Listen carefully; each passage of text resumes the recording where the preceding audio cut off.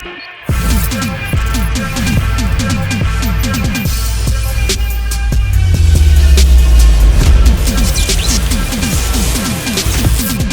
if events went differently? What if Spider-Man No Way Home? Spider-Man No Way Home is the best Spider-Man movie installment to date, but what if there were several different endings to No Way Home? In today's fanfiction, I will further explore the concept of the multiverse by making you choose your destiny in the timestamps down below. Before we get into this interactive Marvel's What If, make sure to subscribe and check out the Patreon page if you would like for me to continue making videos such as the one you're watching now. But that being said, let's dive right into this.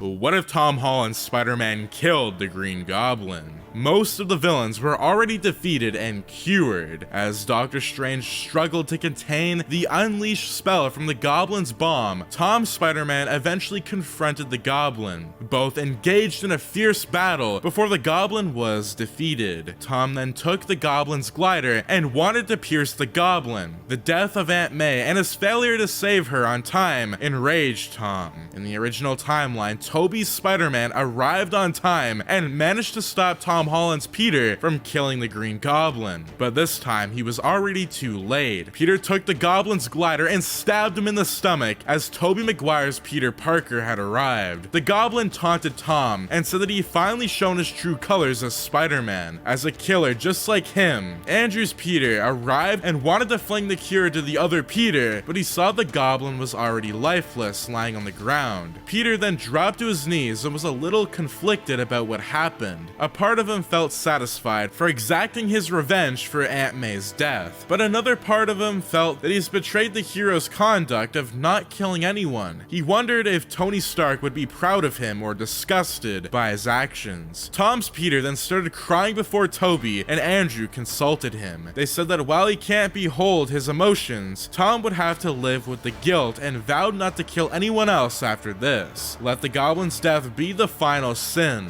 MJ and Ned saw what happened and they counseled Peter. Tom's Peter said that he was so desperate to exact revenge that he did not see the guilt that came from it. After getting a hold of himself, Tom's Peter went to Doctor Strange just like the original timeline. Strange said that the multiverse is falling apart and that the only way to save the multiverse is that Peter Parker is forgotten by everyone else. Tom's Peter agreed that everyone, including his loved ones, will forget him as Peter Parker. Strange then told Tom's Peter to bid his final goodbyes as he left. As Tom's Peter was talking with Strange, Ned was looking at the Goblin's lifeless body with MJ. Andrew and Tobey's Peter Parkers were just talking on how they would miss each other when they returned back to their own universes. Ned then grabbed the Goblin's mask as he was intrigued by it. Suddenly he heard a voice in his head telling him to kill Spider-Man. Ned thought that he was hearing things and threw the mask away. He then saw a pumpkin bomb and several Goblin serums on the Goblin's utility belt. Ned wanted to look at it later with Peter once they arrived back home. He grabbed it and put it inside his pocket. Peter then came down and told them about the bad news, that they won't remember any of it. Ned forgot about the serum he took from the Goblin, as he was sad that they would forget Peter's identity. Eventually the spell was casted and everyone else returned to their original universes. 2 weeks later, MJ and Ned were at the cafe where MJ was working. They had been accepted into MIT. While Peter visited them, he decided not to say anything as he knew the danger of them knowing his identity as Spider-Man. Sometime later, Ned was packing his things for MIT when he felt something drop out from his pocket. It was none other than the Goblin serum. Ned, who had lost his memory of Peter Parker and everything that happened during the battle, wondered what it was. He then held the serum before he suddenly heard a voice in his head, "Kill Spider-Man, avenge us." And Ned was surprised and dropped dropped the serum on the floor, causing it to break. The chemicals from the serum spread across the room, and Ned fainted. He woke up later and stared at the serum that was on the floor. He thought that he was just hallucinating, decided to ignore it, but he kept hearing those voices in his head telling him to find and kill Spider-Man. Ned slowly became corrupted by the voices in his head, and eventually the voices took over his actions. The voices led him to an abandoned building where the original Goblin kept his stash and spare equipment.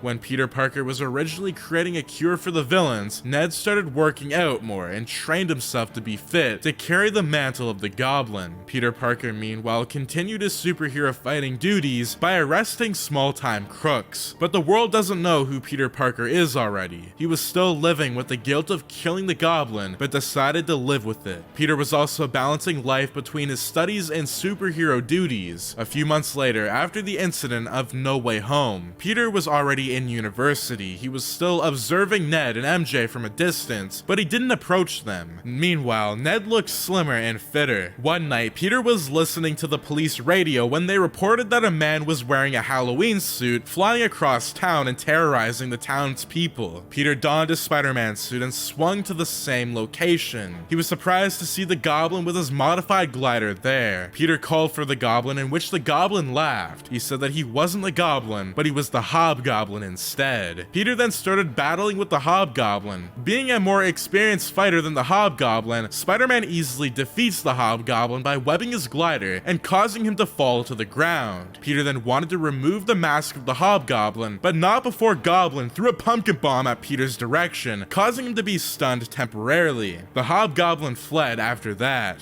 In his own home, the Goblin removed his mask, and it was none other than Ned Leeds, Peter's former best friend. Ned was conflicted as he felt a strange sense of nostalgia when he was fighting Spider-Man, as though he was fighting someone he knew from a long time ago. Ned then fainted and he was unconscious. Peter retrieved the Hobgoblin's glider and other equipment. It seemed similar to the original Goblin's suit. He started to pinpoint the possible locations of it and eventually managed to track it down at an abandoned factory, which was near the Feast building where his Aunt May used to work. Peter started scouting the area for several nights, but there were no sights of the Hobgoblin. He saw most of the Goblin's spare suit and equipment were still there. Ned already grew deranged due to the internal conflict he had in his own mind with the Goblin. Ned decided to end it once and for all by killing Spider-Man. He donned the Hobgoblin costume and sent a message to MJ saying that he wanted to meet her after work. MJ agreed and waited for Ned. It was dark after work when she saw someone resembling Ned waiting for her, but to her horror, it wasn't Ned, but it was the Hobgoblin. The Hobgoblin kidnapped MJ before storming into the Daily Bugle. He threatened to destroy the entire Daily Bugle and demands to appear on the main news bullet. There, he made a declaration to Spider-Man to come to the Bugle, where they will settle their beef once and for all. He held MJ, J. Jonah Jameson, and the others as hostage. Parker was shocked to see that MJ was once again threatened even when she wasn't with him. Peter, however, knew that he cannot let his anger get to him, resulting into foolish actions once again. He went to the Bugle where the Hobgoblin was laughing at Spider-Man. The Goblin then charged towards Spider-Man and started attacking him. Having already injected himself with more Goblin serums, the Hobgoblin was much stronger than Spider-Man. The Hobgoblin was winning the battle and taunted Spider-Man that he would kill the hero. Spider-Man managed to grab one of the Hobgoblin's pumpkin bombs and tossed it at his glider, disarming him. With the Hobgoblin out of his glider, Peter managed to punch the Hobgoblin's mask off, causing him to be incapacitated. Peter was shocked to see that it was his former best friend, Ned Leeds. The Hobgoblin laughed as he said that the bombs he planted around the Daily Bugle would activate anytime soon. His words were true. As the bombs started detonating, the Hobgoblin gave Spider-Man a choice: to save the innocent civilians or to save his former best friend. Peter, who was still caught off guard on knowing that the Hobgoblin was his best friend, didn't know what to do. Just then, he saw a woman in tight spandex wearing a black and white mask. She had a whip and said that she would help to save the other civilians, while Spider-Man should deal deal with the Hobgoblin. She told Peter to hurry as she started bringing the Daily Bugle staff to safety. Meanwhile, Peter brought the Hobgoblin far away from the Bugle as they landed safely. The Hobgoblin said that Peter's life as Spider-Man is a failure. Peter then started asking what happened to Ned, and suddenly the Hobgoblin reverted back to Ned. Ned asked Spider-Man to save him. Spider-Man removed his mask and told Ned that he will find a cure for him. Ned then laughed before he stabbed Spider-Man with a blade. Ned said that he shouldn't trust anyone. Peter then said that Ned used to be his best friend and that he will always save him before he mustered his final strength and knocked out Ned in the gut. As Ned was unconscious, Peter then removed the blade from his stomach. Since Tobey's Spider-Man created a serum once to cure the Goblin, Tom's Peter could replicate it as he still had the original serum. He brought Ned back to his apartment before binding him with webs. Spider-Man then started working on a serum for the Hobgoblin and managed to create one. He injected Ned with it, and the vitals showed that Ned was already recovering. Several moments later, Ned woke up and said that he cannot remember what happened. He couldn't remember everything that happened or even the Hobgoblin episode. He said that the last thing he remembered was when he found a serum in his room. That made him feel weird. Spider-Man then told him that everything is fine and that he should not worry about it. He sent Ned to the hospital for a checkup. Before Spider-Man left, Ned asked if they were ever friends or talked before this. Peter in his suit said that this was their first encounter. He went to burn up the remaining of the Goblin's equipment for good. He saw the news that the Daily Bugle was destroyed amidst the terrorist attack, but there were no casualties. He was glad that this was the final episode and it was over, and he decided to go to his favorite resting place. His spider senses started tingling as he saw the woman in tight spandex was there. Peter was surprised to see that the woman was already there. He thanked her for saving her the other day and asked who she was. She said that she will not reveal her true name yet, as she still wanted to keep her identity anonymous just as Spider-Man is. However, her hero name is still the Black Cat.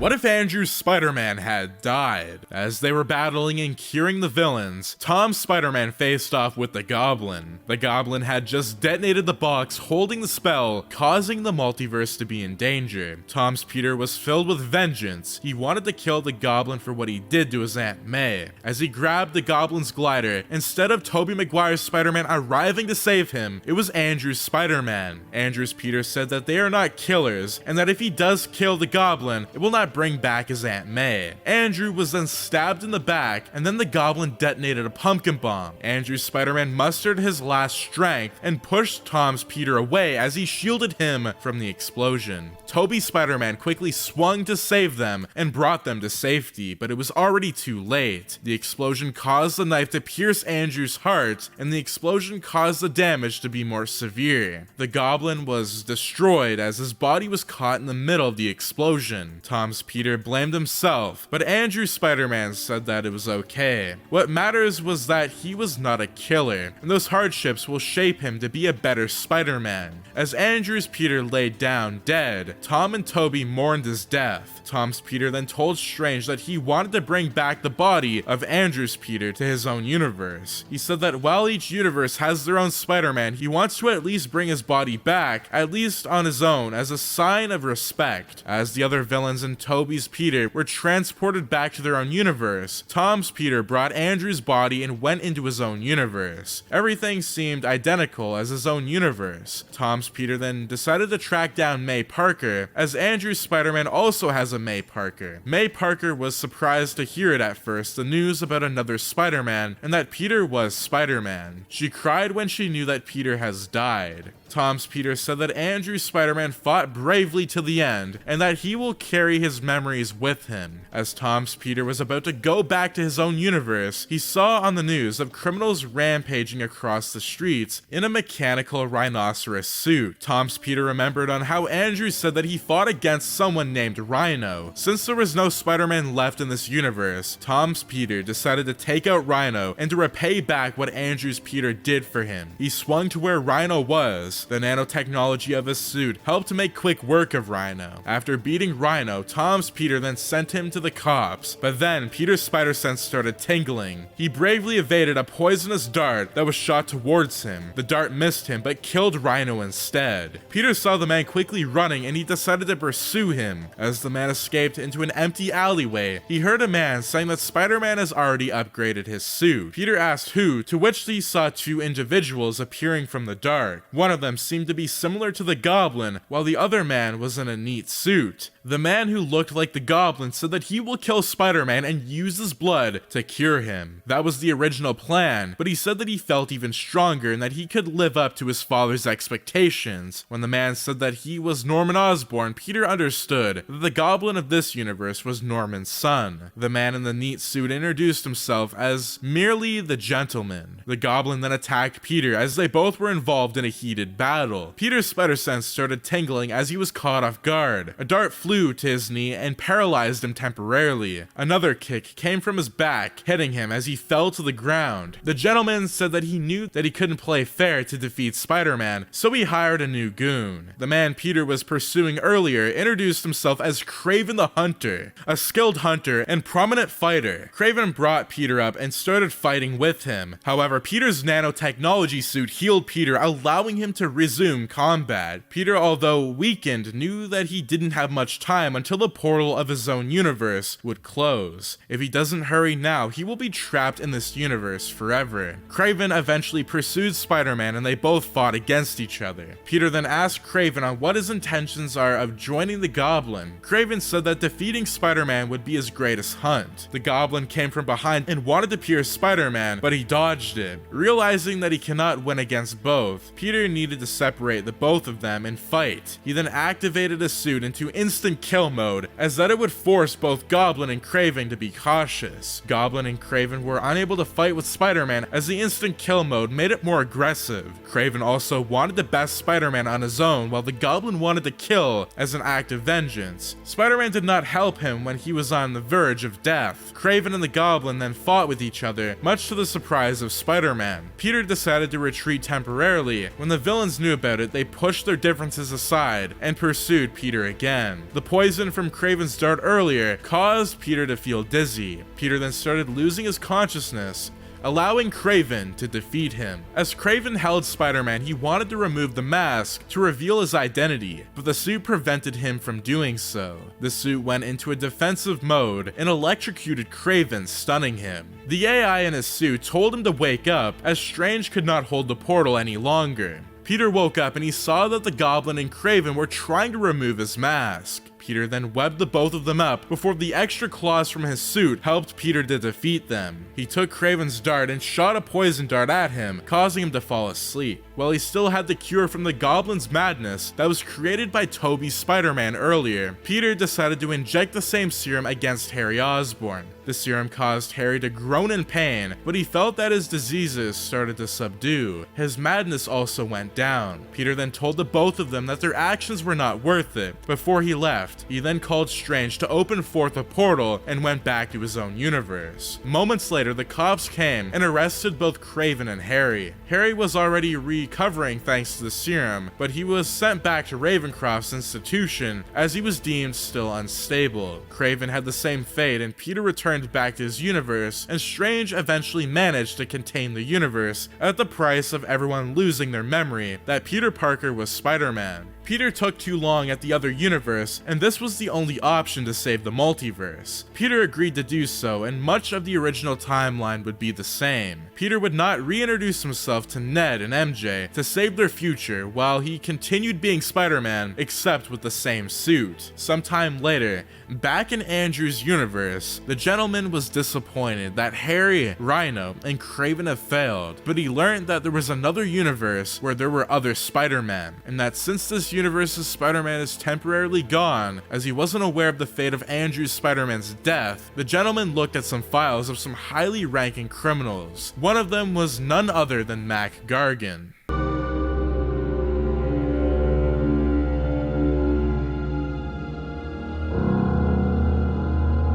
What if Doctor Strange died? Ned released Doctor Strange from the mirror dimension. As Strange witnessed what was going on, he started to chant the spell to send the villains back to their own universes alongside with the other Spider-Man. But the Goblin interfered as he stole the box containing the spell. The box would eventually explode from the pumpkin bomb, causing the multiverse to be unleashed in the original universe. But in this Marvel's What If timeline, things went south instead. The box exploded at close range, and one of the shrapnel pierced Doctor Strange's heart. Tom's Spider-Man was horrified at what happened, and the Goblin merely laughed. Tom's Peter went to Strange and didn't know what to do. Strange himself knew that he could not do much even with his mystical art's power. The shrapnel and the effect from the bomb would be too devastating for him. Tom's Peter apologized to Strange for screwing things up yet again. All he wanted to do was for his identity as Peter Parker not to be known to the world, and not for the mess which was going on. Strange said that nothing could be done, and while he would try his best to contain the multiverse, during his last few moments, Tom's Peter needed to stop the Goblin. Tom's Peter went and fought against the Goblin. This time, he only had one thing in mind: to kill the Green Goblin. The Green Goblin has already taken Aunt May's life, betrayed him when he wanted to help him, and now would cause the death of Strange. As Tom's Peter defeated the Goblin, he picked up the glider and was about to pierce the Goblin, but then they realized that something was amiss in the sky. The multiverse was being unleashed. Tom's Peter looked up and saw as Strange was already dead, with Ned shaking his head. Tom's Peter then screamed before plunging the glider right into the Goblin's stomach. Tobey's Spider-Man wanted to stop him, but was stopped by Andrew's Spider-Man. Andrew's Peter told Tobey's Spider-Man that sometimes nothing can stop a man who has lost almost everything. MJ then screamed that there were many people emerging from the sky. Ned rushed to Tom's Peter and told him that before Strange died, he said that the multiverse will bring forth all of Peter Parker's enemies from across the universes. And since Strange was already dead, there was no other way of restoring back the multiverse. At first, Tom, Tobey, and Andrew saw many variations of Peter Parker or Spider-Man arriving. Some of them were Spider-Man 2099, Scarlet Spider, Iron Spider, Spider-Ham, Spider-Woman, Spider-Gwen, and even Miles Morales himself. At first, Tom's Spider-Man thought that things weren't so bad. Many with all of Peter Parker assembled in one place, things will be better. But just then, MJ said that something else was emerging from the portal. Different variations of Peter Parker's enemies were also emerging from the portals. Dr. Octopus, Sandman, Venom, Vulture, Hydro-Man, Kraven the Hunter, Rhino, Dracula, Carnage, Spider-Carnage, and many more came forth from the portal. The other confused Spider-Man didn't know what to do. Tom's Peter said that since this is his mess, he would try to lead the other Spider-Man. He said that since all of the Spider-Men and their nemesises came from different timelines, they would first need to defeat the villains. But before Tom's Peter could continue, he heard a loud shriek. All of them watched in horror as Dr. Octopus had his stomach ripped off. They saw another Spider-Man was biting him. At first, they thought that Spider-Man was merely aggressive, but all of their spider senses started tingling when they saw that Spider-Man was already a zombie. A zombified Spider-Man from Earth 2149 was tearing apart Dr. Octopus. Rhino thought that zombified Spider-Man was nothing and decided to ram his way into him. The zombified Spider-Man was torn into half with all of his guts and veins scattered across the river. Rhino laughed at such ease of defeating Spider-Man, but then Rhino started acting weird and his eyes changed. He vomited blood and was acting like a zombie. Andrew's Peter Parker's spider senses started tingling and he saw something flew out of Rhino's ear. It was a zombified wasp. The portal was still not closing as they heard a laugh and a giant creature shadowing over everything. The giant creature appeared with the other heroes and villains, which were already zombies. It was none other than the zombified Giant Man. The other zombies came charging down, chomping on the villains. The Spider-Man across the universe knew that they had to stick together and tried to battle the zombies, but one by one lost and became zombies themselves. Eventually, all of the other Peter Parkers and their nemesises were turned. It was only left to Tom, Tobey, and Andrew's Spider-Man, along with MJ and Ned and the other villains from the No Way Home timeline. The Watcher was watching as the multiverse has cracked open. He wasn't sure what to do. He knows that the universe of zombies will continue to devour and would only be a matter of time before he too would be devoured. The Watcher realized that he still has one triumph card remaining, Strange Supreme, but he fears that Strange Supreme might eventually overwhelm the balance of the multiverse, considering that the Watcher should never interfere with what happens in the universes. But the Watcher decided to send Strange Supreme to aid the Spider-Man trio. As the zombies were about to make their way to the city, a magical barrier was sent up around them. Any zombies that tried to go past that barrier would eventually get sliced or killed. The Spider-Man trio looked up and saw someone that resembled Doctor Strange come to their aid. He said that he wasn't Doctor Strange, but rather Strange Supreme from another universe. Strange Supreme then helped the Spider-Man trio to destroy all of the zombies by creating a pocket dimension and trapping them in. As the zombies were being wiped out, Strange Supreme started repairing the multiverse, and no other heroes or villains came from the portal. With his job done, Strange Supreme left, but as he was leaving, Tom's Peter thanked him and asked if he could help bring back Doctor Strange to life. Strange Supreme said that it was beyond his powers and left. Tom's Peter thanked Andrew and Toby for their help before they returned to their universes with the villains. MJ and Ned remembered of who Peter Parker was, and so did the world, but the zombie invasion was deemed as an attack by a group of crazy people, as Strange Supreme casted a spell to make the zombie invasion as though it never happened. Tom's Peter was wondering whether he could bring back Doctor Strange to life, as he was still ridden with guilt of what happened. As he was walking back with MJ and Ned, a young girl in a red dress approached Peter Parker and asked if he would want Doctor Strange's death to be non-existent. And in exchange, Peter's life as Spider-Man would also non-exist, meaning that he would never know MJ, Ned, Tony Stark, nor the Avengers. Peter said that it was absurd and said that the idea doesn't make sense. The little girl replied that a life for a life is possible, for she is the devil, Mephisto herself.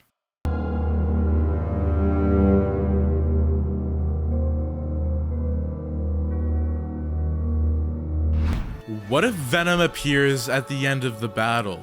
As the villains were battling with the Spider-Man trio, one by one of the villains were being cured. The Goblin then appeared and unleashed the contained spell. As the pumpkin bomb detonated, the box containing spell had broken. This caused the multiverse to crack open, and Strange attempted to hold off the other people from entering the universe. As Tom Spider-Man defeated the Goblin, he grabbed the glider and was about to kill the Green Goblin with it. Just then, Tobey Spider-Man came in and managed to stop him. Just like the original timeline, Tobey Spider-Man was stabbed in the back by the Goblin, but Tom Spider-Man managed to get the serum in time from Andrew Spider-Man before stabbing him with the cure. As Tobey laid down while Norman Osborn was reflecting on what had happened, all three Spider-Mans started having a tingly sense. They weren't sure what happened, but Tobey said that this felt very familiar. Just then, they saw a man walking up to them. The man said that he has no idea what is going on, and that he was just trying to comprehend everything that was happening. The man said that he appeared in this universe out of nowhere and was still learning about the existence of other superheroes, the Blip, Thanos, and Spider-Man.